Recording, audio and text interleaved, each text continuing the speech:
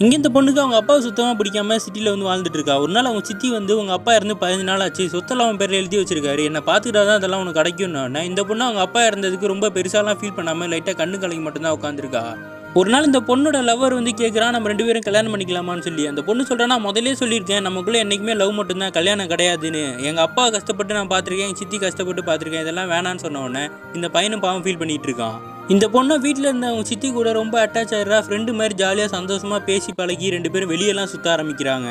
இந்த பொண்ணு கூட ஸ்டே பண்ணி இந்த லவ்வர் சொல்கிறான், எனக்கு வந்து சொந்த ஊர்லேயே எனக்கு போஸ்டிங் போட்டாங்க, நாங்கள் போகிறேன், வேணும்னா நீ எங்கள் அப்பா வந்து மீட் பண்ணேன்னும் போது, இல்லை நான் வந்து மீட் பண்ணால் மருமகன்னு நினச்சிப்பாங்க, அந்த விஷயத்துக்குள்ளேயே நான் போக விரும்பலை, நீ போயிட்டு வான்னு சொல்லி கட்டி பிடிச்சா அவனை வழி அனுப்பி வச்சு விட்றா.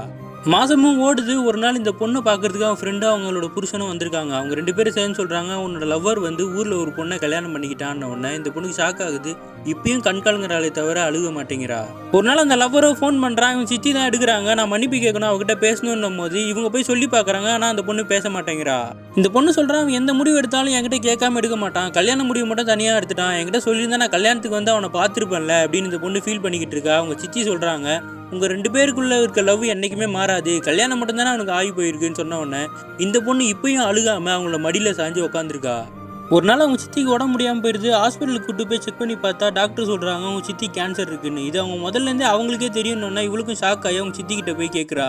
அவங்க சொல்கிறாங்க, சின்ன வயசுலேயே எனக்கு கேன்சர் இருந்தது, இதெல்லாம் தெரிஞ்சுதான் அவங்க அப்பா என்னை கல்யாணம் பண்ணி கூப்பிட்டு வந்தார். எங்கள் அப்பாவுக்கு உடம்பு முடியாமல் ஹார்ட் அட்டாக்ல வந்து இறந்து போனதுக்கப்புறம் அப்போ தான் உங்கள் அப்பா வந்து இந்த கேஸை வாதாடுறதுக்காக வந்திருந்தார், நீயும் வந்து வீட்டில் தனியாக இருந்தால் உனக்கு ஒரு துணையாக இருக்குன்னு சொல்லி தான் என்னை கல்யாணம் பண்ணி அவர் கூப்பிட்டு வந்தாருன்னு சொல்கிறாங்க. அவங்க அப்பா நல்லவர் தான்மா, அவர் ஏதோ விஷயத்தில் தப்பு பண்ணிட்டாருன்னு சொல்லி இந்த மாதிரி முடிவு எடுத்து நீ எல்லாரையுமே வந்து அதே மாதிரி பார்த்துக்கிட்டு இருக்க, உன் எமோஷனெல்லாம் வெளியே காட்டு, நீ ஸ்ட்ராங்காக இருக்கன்றதுக்காக எல்லாத்தையும் உள்ளே அடக்கி வச்சுக்காதுன்னு சொல்கிறாங்க.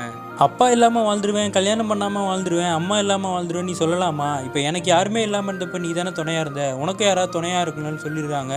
இந்த பொண்ணு ஃபீல் பண்ணிகிட்டு இருக்கா. கொஞ்ச நேரத்தில் அவங்க சித்தியும் இறந்து போயிடுறாங்க. இவ்வளோ நாள் அவங்க அப்பா இறந்ததுக்கு அழுகாத பொண்ணு, அவன் லவ்வர் போனதுக்கு அழுகாத பொண்ணு, அவங்க சித்தி இறந்தவொன்னே முதல் தடவை அவங்கள அம்மானு சொல்லி வாய் விட்டு கதறி அழுதுகிட்டு இருக்கா.